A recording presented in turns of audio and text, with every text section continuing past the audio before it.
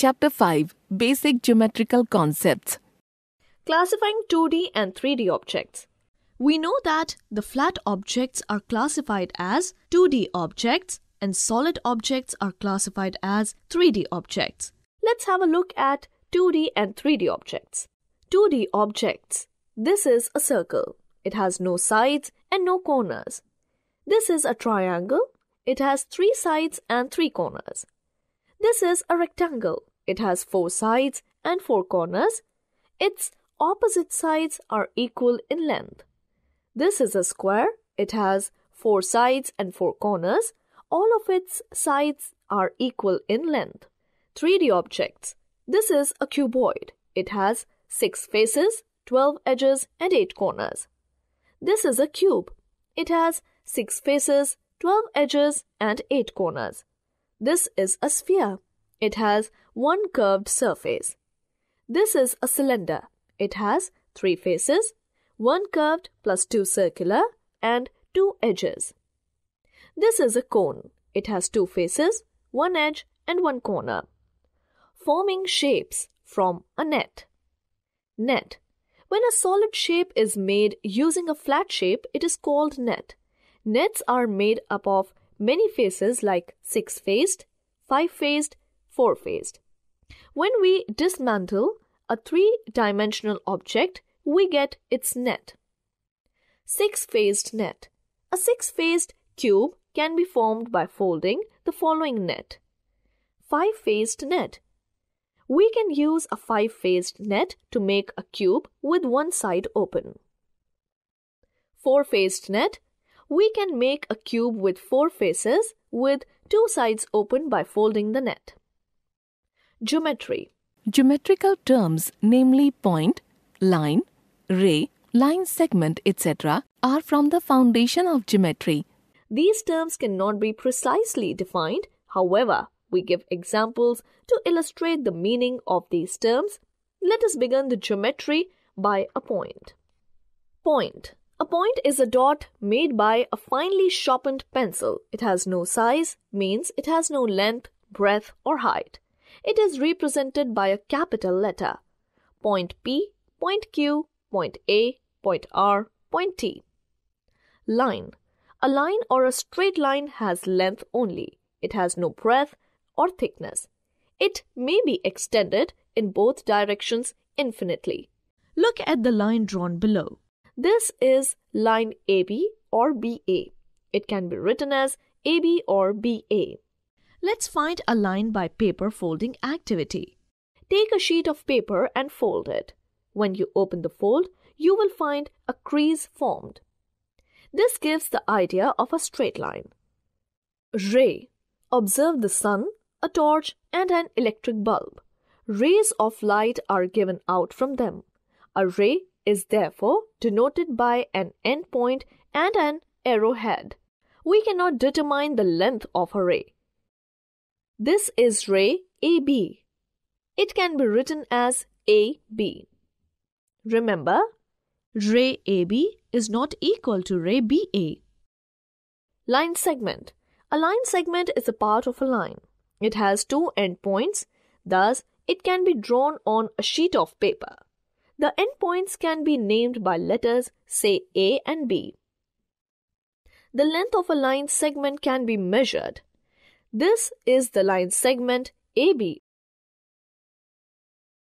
A line segment can be drawn vertically, horizontally, or slanting. Drawing and measuring line segments. Measuring line segments. Let's learn to measure the length of a line segment using a ruler. Place the edge of the scale showing centimeters along the line segment AB. Adjust the scale in such a way that 0 mark of the scale is at the point A. Read the scale at the point B. Here the mark of the scale is 7 cm. So, the length of the line segment AB is 7 cm. Drawing line segments.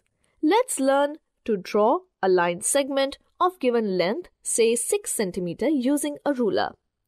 Place the scale on the paper, mark 2 points A and B and the marks 0 and 6 respectively. Keeping the scale evenly, move the pencil from A to B along the edge of the scale.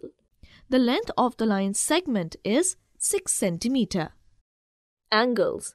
Look at the following figures. Each figure is made up of two rays, but in figure C and D, the two rays QP and QR are start from a common point Q. So the figure C and D represent an angle. Similarly, draw a ray OA and O as its endpoint and another ray OB with O as its endpoint. The common endpoint O of the two rays, arms OA and OB, is called the vertex of the angle. The two rays or line segments are called the arms of the angle. Many objects around us give the idea of an angle. For example, look at the position of two hands in the clock, or two arms of a pair of scissors, or two arms of a divider. Naming an angle. Look at the figure shown below. The angle can be named as angle XYZ or angle Y. The symbol is used to denote an angle. So, angle XYZ is often written as angle XYZ. Similarly, angle ZYX is written as angle ZYX. Sometimes we may also name an angle by writing a number or letter inside the angle. For example, in the given figure, we write angle PQR as angle 1, measuring an angle using protractor. We can measure or construct an angle using protractor. It is a semicircular piece of metal or plastic. A protractor has divided into 180 equal divisions. Each division represents 1 degree. Angles are measured in degrees. Let's have a look at the different parts of a protractor: outer scale, inner scale, baseline, reference point. Let's learn to measure the given angle. Angle AOB using protractor. In order to measure angle AOB, place the protractor in such a way that its center is exactly on the vertex O of the angle of the baseline. Read the mark through which the arm OB passes. Here, we can see that angle AOB is equal to 60 degrees. Kinds of angle. Acute angle. An angle whose measure is between 0 degree and 90 degree is called an acute angle. In figure, angle ABC is equal to 60 degree. Therefore, ABC is an acute angle. Obtuse angle. An angle whose measure is greater than 90 degree but less than 180 degree is called an obtuse angle. In figure, angle ABC is equal to 110 degree. Therefore, angle ABC is an obtuse angle. Right angle. An angle whose measure is 90 degree is called a right angle. In figure, angle ABC is equal to 90 degree, so ABC is a right angle. Straight angle. An angle whose measure is exactly 180 degree is called a straight angle. In figure, angle ABC is equal to 180 degree. So, ABC is a straight angle. Circle. A major discovery of a man with the wheel without which vehicles cannot move. What is the shape of a wheel? A bangle, a 1 rupee coin, or the full moon? These are all examples of circular objects. Let us study the terms related to the circle in detail. We know that a circle is a simple closed curve. It is the set of all those points in a plane whose distance from a fixed point remains constant. In the given figure, the fixed point O is called the center of the circle, and the constant distance OC, OB, and OA are known as the radius of the circle. The straight line AOB is called the diameter of the circle.